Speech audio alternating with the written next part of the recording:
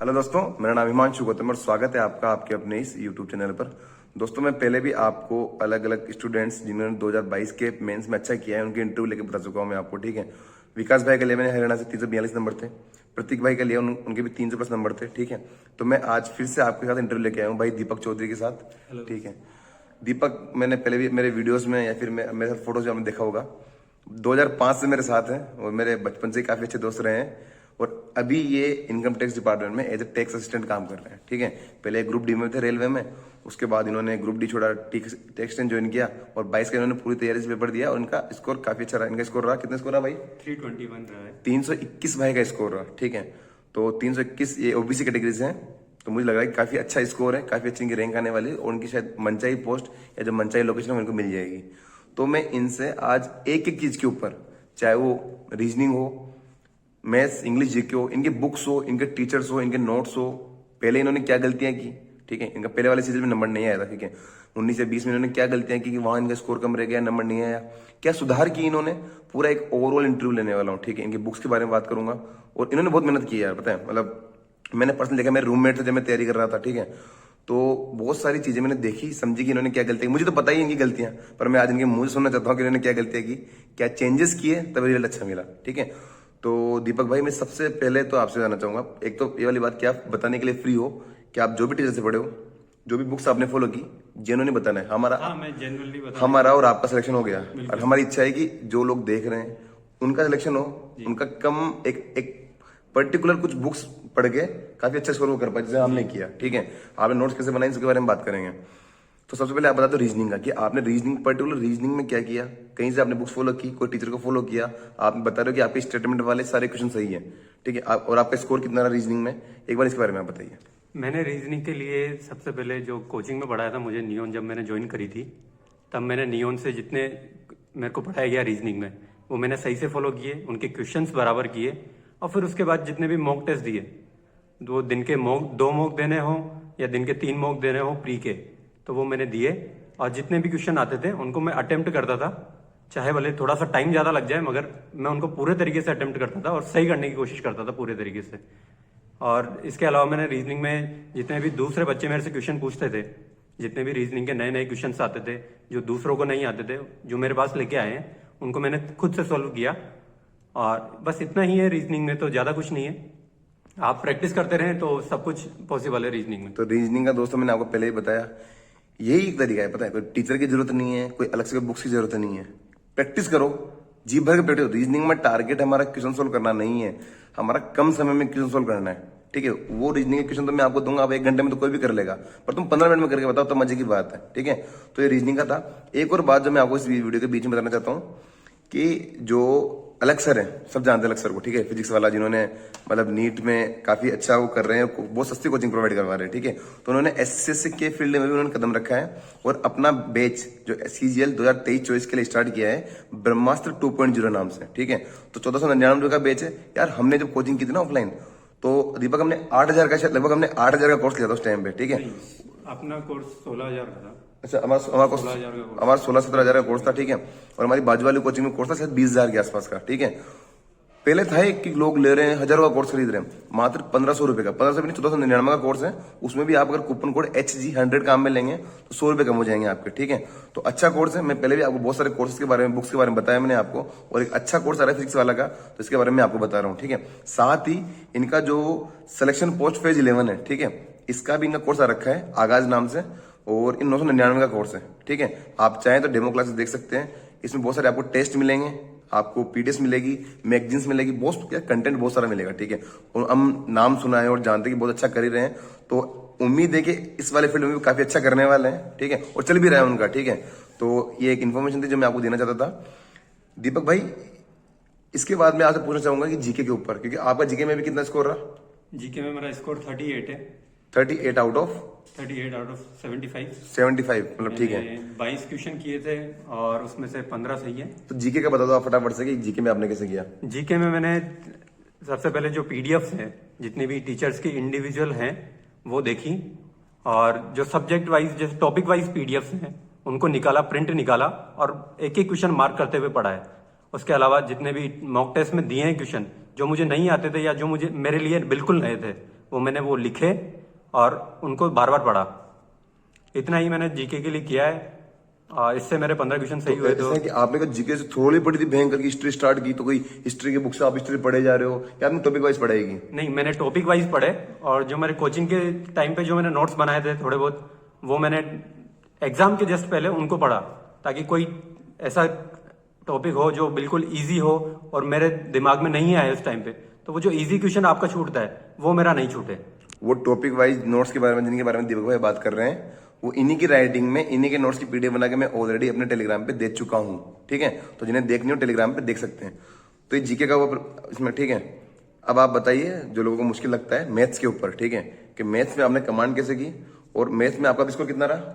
Maths में score मेरा एक क्वेश्चन गलत हुआ है, 86 मार्क्स है मेरे। 86 आउट ऑफ 95 का स्कोर रहा है, ठीक है। मतलब इनके 29 क्वेश्चन सही थे, एक कौन सा गलत कर दिया आपने? एक सिली मिस्टेक से। सिली मिस्टेक भाई ने, इसलिए मिस्टेक हुई। तो अब मैं जानना चाहूंगा कि इन्होंने मैथ्स में कैसे मतलब कमांड की? सबसे पहले जब कोचिंग ज्वाइन करी थी तब राजा सर ने पढ़ाया था, तब से मैथ्स की प्रैक्टिस अच्छी कराई। उन्होंने भी अलग से क्वेश्चन दिए हमको, वो भी हमने प्रैक्टिस करे। उसके अलावा जो बुक्स थी प्रीवियस ईयर वाली, किरण वाली बुक्स, जो प्रीवियस ईयर जिसमें सब कुछ इंक्लूडेड है, लगभग 20 साल के क्वेश्चन है, वो मैंने कंप्लीट किए। और उसके अलावा जितने भी क्वेश्चंस मॉक टेस्ट में आते हैं वो करे। फिर उसके बाद भी अगर कुछ बाकी रह गया था तो हमने कोचिंग करी थी जो गगन प्रताप सर की कोचिंग से पढ़ा। और फिर उसके जो बाकी मेरे थोड़े बहुत नोट्स रह गए थे वो मैंने लिखे, और उन नोट्स को मैंने जितनी बार भी पढ़ा है उन्हीं से रिवाइज किया है। वो आधे घंटे में, 2 घंटे में, जितने में भी रिवाइज होता है, ठीक है। अब मुझे आधा घंटा लगता है उसको रिवाइज करने में। पहली बार में आपको ज्यादा टाइम लगेगा आप जब आप नोट्स लिखेंगे, मगर अब धीरे धीरे आधा घंटा लगता है उस पूरे नोट्स को मेरे को थ्रू आउट देखने में, और इतना काफी है। और उसके अलावा सबसे मेन चीज है मैथ्स के लिए प्रैक्टिस आप जितनी ज्यादा करेंगे उतना ही ज्यादा आप बढ़िया होते जाएंगे मैथ्स में। दोस्तों दीपक भाई और मैं सारी कोचिंग जहां जहां पढ़े हम साथ पढ़े, ठीक है।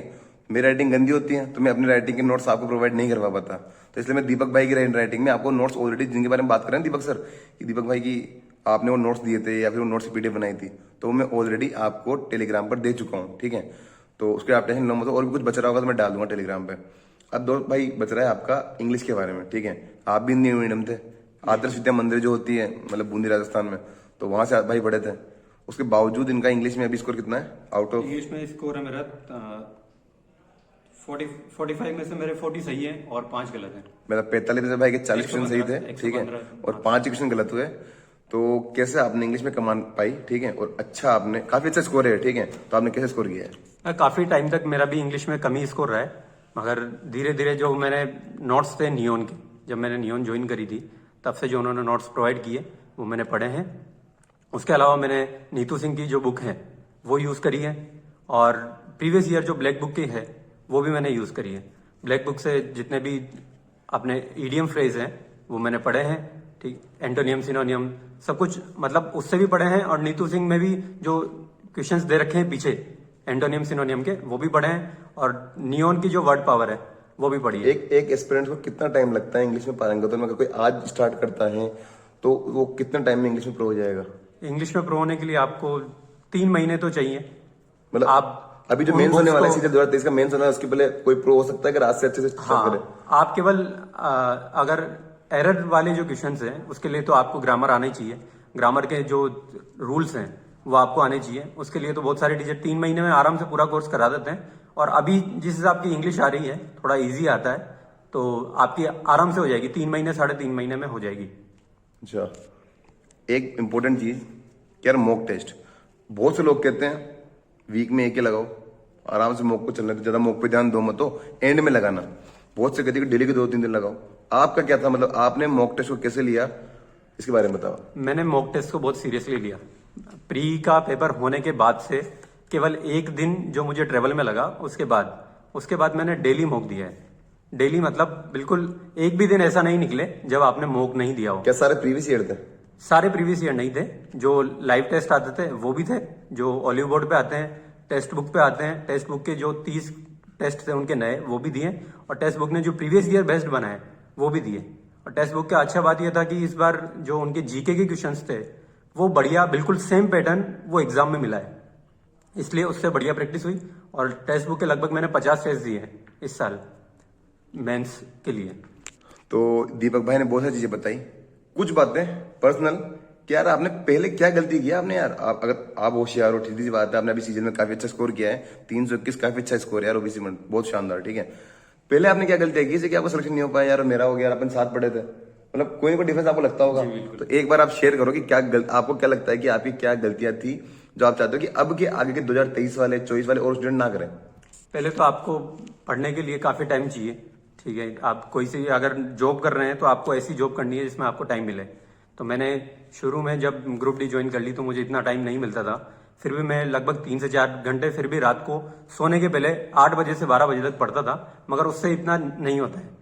कम से कम आपको 6 घंटे चाहिए, आप दिन के 6 घंटे 8 घंटे पढ़ें, ठीक है। तो वो मुझसे नहीं हुआ शुरू में, तो उससे मेरा स्कोर कम रहा। उसके बाद मॉक जो है, ठीक है, वो मॉक मैं बीच में छोड़ देता था उस टाइम पे। आप कंटिन्यूएशन में नहीं देते हैं, बीच में पोज कर देते हैं, ठीक है, वो चीज़ नहीं करी, ठीक है।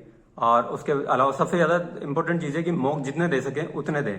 शुरू में कम मॉक देता था, इंग्लिश में मुझे इंटरेस्ट नहीं आता था मॉक देने में, केवल मैथ्स के दे लेता था, तो वो चीज़ भी नहीं करें, ठीक है। इंग्लिश के मॉक दिए पहले, जब मेंस दोनों अलग अलग होते थे मैथ्स और इंग्लिश के, तो मैथ्स में जो टाइम है, ठीक है, वो मैनेज करना मुश्किल काम होता है। 100 क्वेश्चन करना है आपको 120 मिनट में, ऐसा लगता है कि हाँ 1 मिनट में एक क्वेश्चन से भी कम करना है, मगर आपको उसमें हार्ड क्वेश्चन आते थे तो टाइम लगता था उसमें।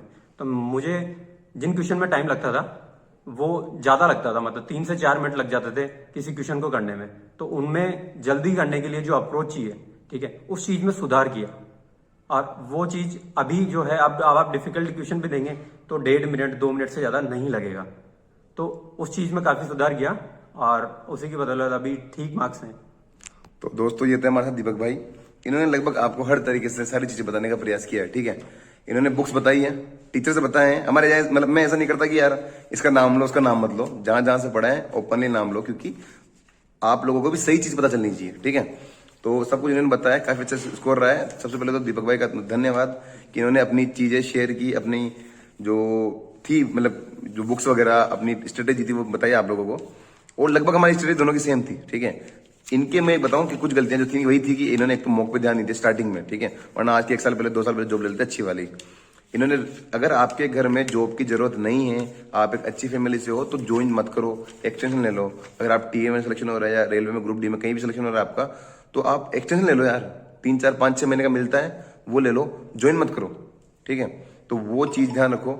और यही था ओवरऑल। तो आपको अच्छा लगा कोई इंटरव्यू, कमेंट में कोई चीज हो तो आप पूछ सकते हो, उम्मीद है कि दीपक भाई जरूर जवाब देंगे, वो नहीं दे पाएंगे तो मैं दे दूंगा जवाब, ठीक है। तो धन्यवाद आप सबका पूरा वीडियो यहाँ तक देखने के लिए, थैंक यू सो मच।